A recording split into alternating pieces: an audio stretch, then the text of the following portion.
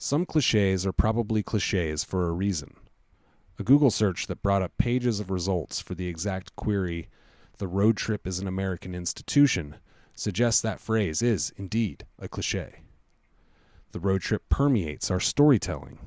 From the Beats books to 1990s family comedies, the crossing of country in a car is a familiar backdrop in a culture that values that form of transportation above all others. The road trip is a pastime more universal than baseball in the modern era. But what can a long drive tell us about the land and the culture of an area? What can we glean about the economics and politics of a region from its highways and state routes? Or are we more apt to bias and confirmation of our presuppositions and stereotypes from behind the driver's seat? I'm Patrick Needham, and this is Talking History.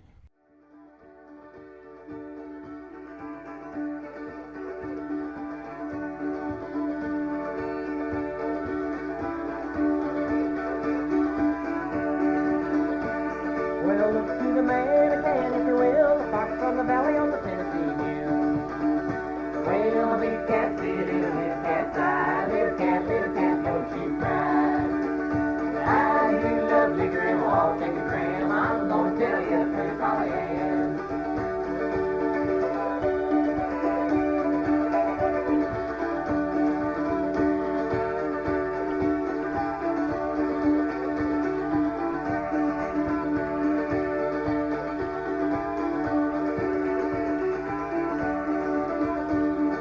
Cows in the pasture, hogs in the pen, sheep in the meadow and a wheat in the pen. Well, a big cat sit in a little cat's eye, little cat, don't you cry. I do love liquor and we'll all take a dram, I'm gonna tell you a pretty folly am.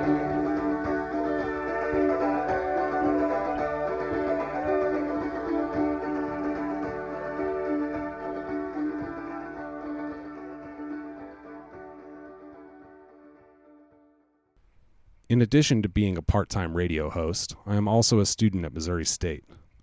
Although I am studying interior design, and I understand that might raise some eyebrows coming from the host of a history show, I opted to take an Ozarks Studies course this semester, taught by author, historian of the Ozarks, and former guest of the program, Dr. Brooks Blevins. For the culminating project of the course, we were to take a somewhat predetermined road trip through a swath of the Ozarks and report back our findings. There were several proposed routes, each with a handful of options for stops, such that it was unlikely many of us did the same trip. KSMU was gracious enough to loan me a recorder and some artistic freedom, so I decided to bring this behind-the-windshield look at the Ozarks to you, listener, as a sort of snapshot of our region along the back roads and winding two lanes of the Boston Mountains, the White River Hills, and the Salem Plateau. I have a long history of misfortune when it comes to automobiles. I have owned more cars than Jay Leno, and few have survived me. My current daily driver is an almost 30-year-old underpowered Toyota that burns oil and tends to get stuck in fifth gear. Unfortunately, one of the drawbacks of driving a vehicle of such vintage is that it is far too noisy to record any audio while driving. The standard transmission would have complicated the task to a legally dubious level of distraction anyway, so I was limited to only taking notes and recordings during my brief stops along the way. I was also alone, so I was left to my own thoughts for long stretches of road, pondering my surroundings, the stereotypes perpetuated by decades of media portrayals and the tourism industry, the sometimes harsh economic realities of rural life, and the biological diversity of the hills and hollers, among other things. My gas tank and coffee mug full, I headed south down U.S. Highway 65. Since no Ozarks road trip would be complete without a stop in Branson, I pulled off the road to pick up a pack of batteries at the Walmart on the north side of town. I grew up around here, about 20 minutes east in Kirbyville, having attended Branson High School a couple of decades ago. I remember when this Walmart was a forest and this exit really only served local traffic. Branson is an odd place, a commercialized blend of nationalism, religiosity, and showmanship. I try not to think about it too hard. While Branson may be the point of contact for millions of visitors to the Ozarks every year, it is hardly representative of the region. I'm headed south now to the state line anyway. Harrison is the first town in Arkansas I really encounter. It's large enough to support a Walmart, among other things, and has an unsavory history of racist activity. It represents one of the darker stereotypes of the Ozarks, of a backward and bigoted people. The worst of the people here do not represent the whole, but it remains somewhat notorious for its series of billboards advertising at various points over the years, a self-proclaimed alt-right radio station, a website full of racist dog whistles, and now the Christian Revival Center, a front for the Knights of the Ku Klux Klan. As someone with several friends from the Harrison area, I should reiterate that these repugnant views are far from universal, but are rather prominently promoted by professional racists who call the area home. Somewhere south of Harrison a ways, the 4-lane ends, and 65 gradually becomes steeper and more curvy as you enter the Boston Mountains region. My first assigned destination was a place called Solo, Arkansas. Several miles north of Marshall, I headed southwest on a windy road for about half an hour until I happened upon the Solo Cemetery. I'm at the Solo Cemetery in Solo, Arkansas. You'd be hard-pressed to find Solo on a map, and even harder-pressed to find it without GPS. There's no sign except for the cemetery. There's barely any houses. There's no industry to speak of. No businesses, not even an old church house by the cemetery. The cemetery is small and unfilled, with well-decorated graves. There's a sign on the gate that says, "Before digging a grave, call." We are deep in the Boston Mountains. The hills and valleys here are dramatic, almost earning the moniker mountain. The forest is expansive and lush, and the area is sparsely populated. It's mid-April and the insects are already out. Flowers are in bloom, the trees are all green. It's pushing 70 degrees, the wind is blowing, the sky is gray, threatening rain. There's not much to see or do here in Solo. Maybe if I had the day and a pack, I could go explore the woods. But instead, we are on a road trip. Hopefully I can find some gas along the way. I backtrack from here, the only other option to take an hour-long detour. On the way back toward 65, I spot a familiar sight. I am at Old Highway 27 and New Smyrna Road near Solo, Arkansas, and I am stopping and getting out of the car on this empty highway to help a turtle across the road.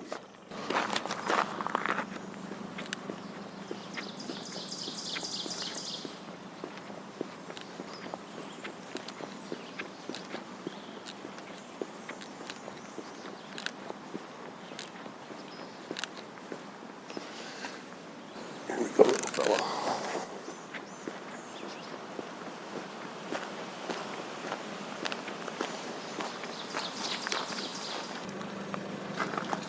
Hold your brother, take this warning. Don't let old Satan hold your hand. You'll be lost, but stand forever. You'll never reach the promised land. The old crossroad now is waiting. Which one are you going to take? One road leads down to destruction, the other one to the pearly gate.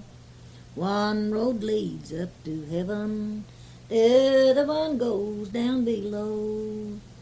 Will you be ready then, my brother, to shun the one goes down below? The old crossroad now is waiting. Which one are you going to take? One leads down to destruction, the other one to the pearly gate. In the town of Whit Spring. I was hoping there would be some gasoline here at Cindy's convenience store, but it does not look to be open, maybe permanently closed. This is a proper small town, though. There are about a dozen houses, a church, a post office with the POW MIA flag flying. Looks to be some sort of small businesses operating in the area. Well, without gas, there's nothing for me here, so I'll continue on. The roads wind and climb through the Boston Mountains. There are hints at great vistas, but the roadside tree line tends to obscure the towering hills. Where the valleys are broad, there is ample evidence of agricultural development. But when the corners get tight and the hills climb and fall directly from the road, there is little sign of industry. I've stopped briefly once again, this time in Snowball, Arkansas.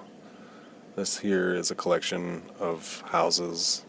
There was once a general store. There even appears to be an active Masonic lodge and a Baptist church. ever since Whit Springs, about 11 miles ago. I've been in and out of valleys full of pasture land, running cows and horses. Definitely more activity and more people once you get out of the woods and into the valleys. It's been several hours on the road now. My legs ache, and I'm feeling a bit lonely.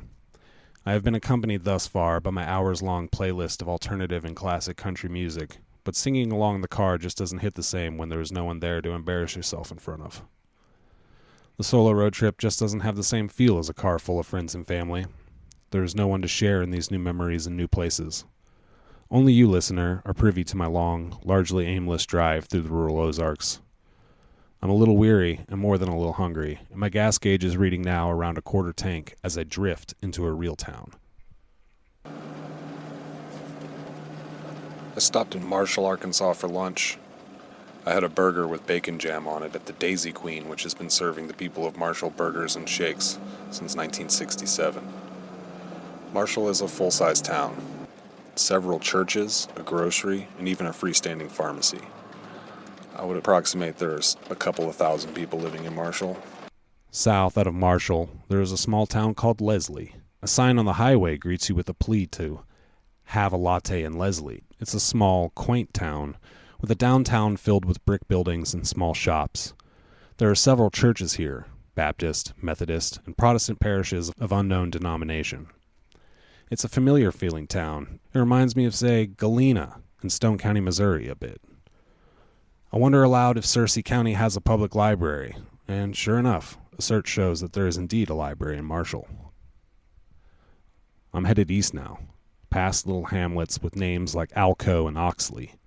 My next destination is just around the next bend. I'm in Timbo, Arkansas now, a small town at the edge of the Boston Mountains and the White River Hills. It's a very small town, but it's large enough to support a Dollar General and a country store. The only other things of note here are a cemetery and a couple of small businesses run out of people's homes. To the south, the Boston Mountains still loom large, dramatically cutting against the skyline. To the north, the steep but less dramatic White River Hills lay ahead. We are headed east towards Mountain View, Arkansas, then north towards Missouri. The road east from Timbo is almost straight in an Ozarks kind of way. There's only one curve that necessitates a downshift in the application of the brakes. I'm in Stone County, Arkansas now. The terrain is changing, but it feels familiar. I've spent many a summer camping at Blanchard Springs State Park near Mountain View, Arkansas. We would swim in the creek there and visit the cave.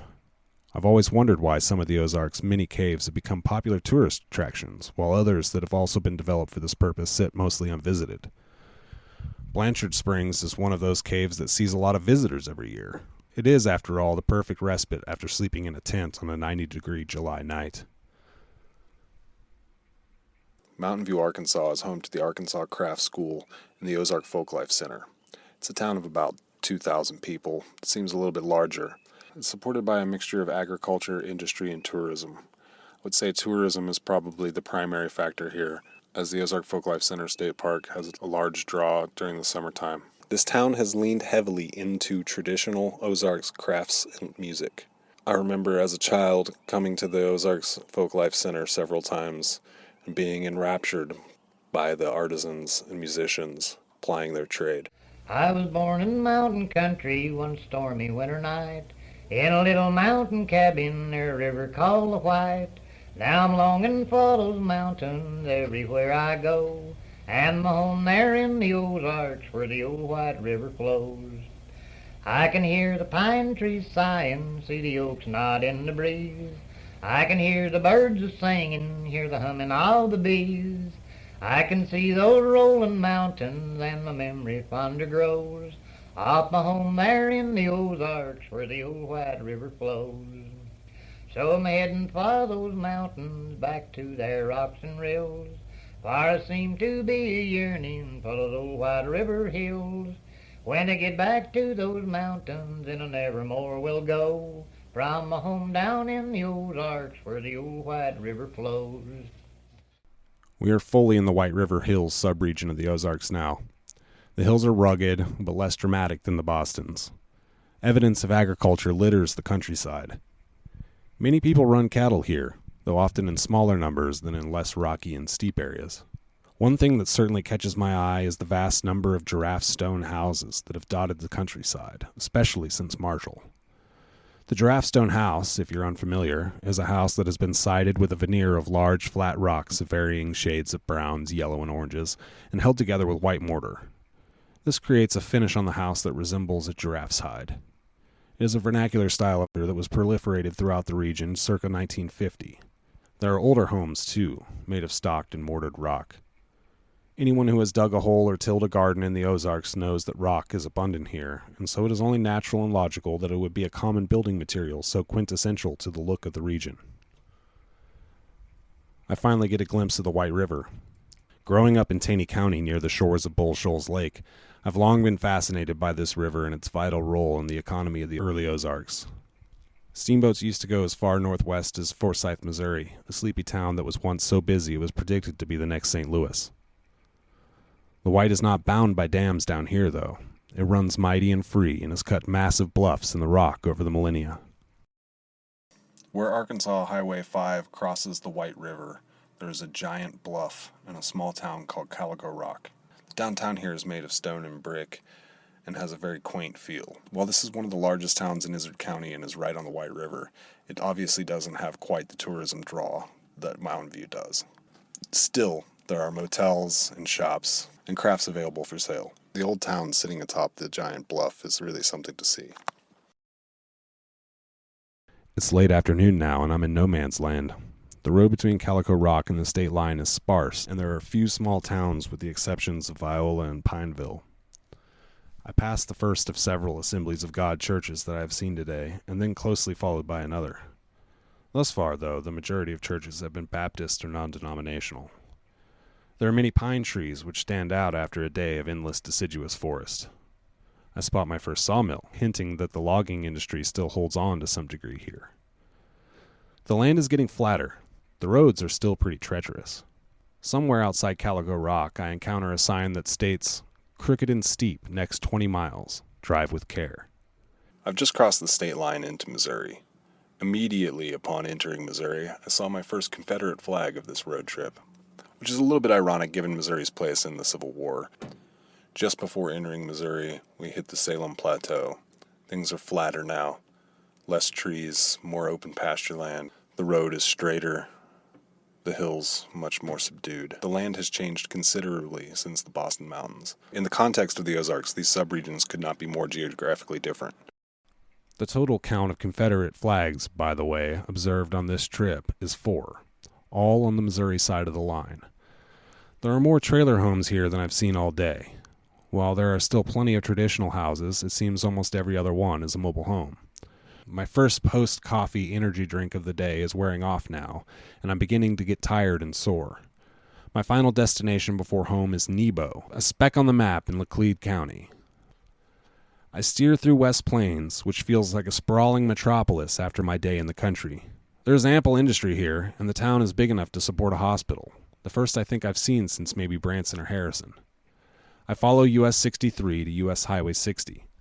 This is 4-lane. Something I haven't seen since the morning's drive down 65.